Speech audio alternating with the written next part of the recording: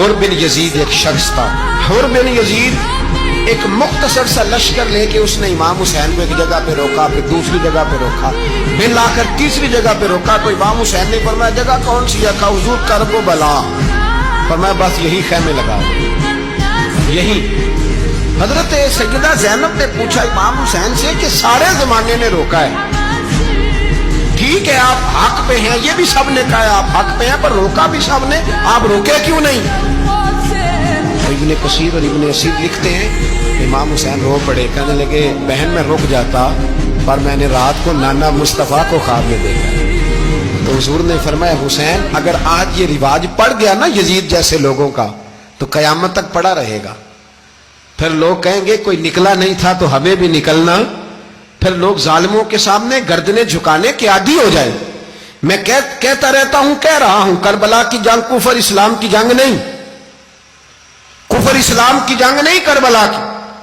کیونکہ یزید تو بڑا پکا نمازی تھا, خطبہ دیتا تھا. وہ تو جب امام حسین رضی اللہ تعالیٰ عنہ نے کربلا کے میدان میں جمعے کا دن تھا تو یزید کے سامنے کو بات کرنی شروع کی, عمر بن سعد کے سامنے. تو عمر بن سعد کہنے لگا حسین زیادہ باتیں نہ کر, ہمارا جمعہ لیٹ ہو رہا ہے, جنگ کے لیے تیار ہو, فٹافٹ آ.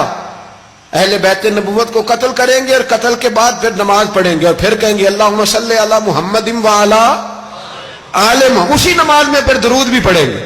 یہ کیسا مرتبہ ہے, کیسا انداز ہے, دوستی قاتل سے بھی مقتول سے یارانہ بھی. امام حسین نے کرب. حر بن یزید امام حسین سے کہنے لگا مجھے حکم ہے آپ کو روکنے کا, آپ آگے نہیں جا سکتے.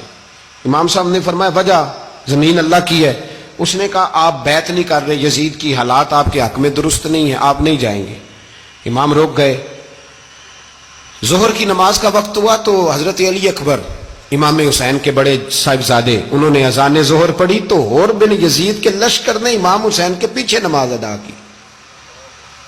کہا بھئی تم مقابلے میں آئے ہو, نماز پیچھے پڑھتے ہو؟ کہا حضور مقابلہ تو تلواروں سے کر رہے ہیں پر ہمارا دل تو مانتا ہے نا کہ مصطفیٰ کا نواسہ بڑی شان والا ہے.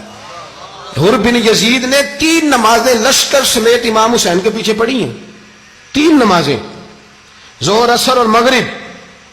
پھر امام حسین کے سامنے شرائط پیش کی کہ آپ کو یہاں گھیر لیا گیا ہے, یہاں آپ بیعت کریں گے, یہاں آپ جنگ کریں گے, 2 ہی باتیں. امام حسین نے فرمایا نہیں بھائی بیعت تو میں نہیں کرتا, اس کے علاوہ تم جو کہتے ہو میں کرنے کو تیار ہوں. اس نے خط لکھا, عبید اللہ ابن زیاد کو ایک بندہ دوڑایا پیچھے, کوفے چند میل پہ کوفہ تھا. کہا وہ نہیں مان رہے, کیا کرنا ہے؟ تو حسین ابن علی ہے, میں زیادہ دیر انہیں روک بھی نہیں سکتا. انہوں نے پیغام دیا حر بن یزید کو کہ کرنا کچھ بھی نہیں, ان کا پانی بند کر دو, بلیک میل کرو, کھانا پانی نہیں ملے گا, چھوٹے چھوٹے بچے ہیں خود ہی مان جائیں گے. حضرت امام علی مقام کے بارے میں حر کے پاس جب یہ پیغام آیا تو حر کہنے لگا میری طبیعت نہیں مانتی حسین پر پانی بند کروں, دل نہیں مانتا. جب یہ لفظ کہے نا دوبارہ تو پھر عبید اللہ ابن زیاد نے عمر بن سعد کو 10,000 آدمی دے کے بھیجا. کہا حر بن یزید لچک دکھا رہا ہے حسین کے حق میں. 3 دن تک پانی بند رہا. 9 محرم کو عمر بن سعد نے اور لوگ بلائے.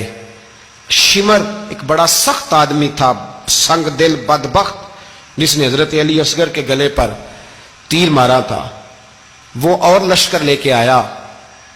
رات کو کہنے لگا امام حسین رضی اللہ تعالیٰ عنہ سے کہ بس بڑا ہو گیا, یہ 9-10 محرم کی درمیانی رات, یہاں آپ جنگ کریں گے یا آپ بیعت کریں گے, 2 ہی باتیں. امام حسین اندر گئے, سیدہ زینب سے مشورہ کیا, باہر آئے, فرمایا بات وہی ہے جو پہلے دن والی ہے. امام حسین رضی اللہ تعالیٰ عنہ نے فرمایا بھئی بیعت تو میں نہیں کرتا, باقی جو تمہارا پروگرام ہے. شمر اور ابن سعد کہنے لگے پھر جنگ کے لیے تیار ہو جائیں. کیا انداز ہے امام حسین کا. فرمانے لگے کل جنگ کروں گا, مجھے پتا تو ہے جنگ کا نتیجہ کیا نکلنا ہے, 1 رات مجھے دے دو تاکہ میں کھل کے اپنے رب کی عبادت تو کر لوں. حسین نے جانا ہے, مجھے پتا ہے کل رزلٹ 72 اور 22,000 کا کیا 1 رات مجھے دو, میں مالک سے راز نیاز تو کروں, میں گویا اس سے پوچھوں تو صحیح کہ مالک میرے والد بھی شہید ہیں, بھائی بھی شہید ہیں, نانا کو بھی دکھوں میں دیکھا ہے, تو اب میری باری ہے تو مالک میں حاضر ہوں, مجھے موقع تو دو. اس لیے کہ میرے نانا نے بدر میں بھی ساری رات عبادت کی تھی, صبح مجھے موقع دو. اور دنیا کا اصول ہے جب کوئی موقع مانگتا ہے تو دیا جاتا ہے. یہ دونوں کہنے لگے کوئی موقع نہیں. حر بن یزید پیچھے سے بولا, کہنے لگا نہیں بدتمیزی نہ کرو, حسین کو موقع دو, تمہیں دینا پڑے گا. موقع دیا. حر بن یزید نے پھر منت کی, کہا حضور آپ مہربانی کرے مان جائیں. فرمایا ماننے والا کھاتا کوئی نہیں. یہ بڑا مشکل. سورج چڑھا, 10 محرم کا دن, جمعے کا وقت. جناب سیدنا امام حسین رضی اللہ تعالیٰ عنہ نے ریت پر سجدے کیے, لمبے سجدے, لمبی نماز. سورۃ الشمس کی آیات دوسری رکعت میں پڑھی تو سارا کربلا گونجنے لگا. کیا انداز تکلم تھا امام علی مقام کا. نماز مکمل ہوئی تو حر بن یزید, عمر بن سعد اور شیمر سے کہنے لگے واقعی حسین سے لڑو گے؟ پتہ نہیں کون ہے. قل لا اسالکم علیہ اجرا, تم نے نہیں پڑھا الا المودۃ فی القربى, تمہاری آنکھیں بند ہیں. الحسن والحسین سید الشباب اہل جنہ, تمہیں نہیں پتا؟ کہنے لگا چپ کر, حکومت نظر آ رہی ہے. اور بن یزید کہنے لگے پھر میرا بھی فیصلہ سنو, مجھے حکومت نہیں چاہیے, مجھے جنت چاہیے. حکومت نہیں چاہیے. امام حسین کی پہلی فتح دیکھیں, حر بن یزید ایڑی لگا کے نا یزید کے لشکر سے نکل کے امام حسین کے لشکر میں شامل ہو گیا. اور پہلا شخص جس نے امام حسین کو روکا, امام حسین کے نام پر پہلا سر بھی اسی شخص نے کٹایا ہے. لیکن یزید کی قبر پہ لعنت بھی کوئی نہیں برساتا. اس کا محل تھا بہت بڑا, لیکن جب لوگ کربلا میں امام حسین کو سلام کرنے جاتے ہیں تو قدموں میں حر بن یزید کا مزار بھی بنا ہوا ہے, اس کو بھی سلامی دی جاتی ہے. اور اب ہم اکیلا حر بن یزید نہیں کہتے, ہم کہتے ہیں حر بن یزید رضی اللہ تعالی. اب ہم اتنی تعظیم کرتے ہیں اس حر کی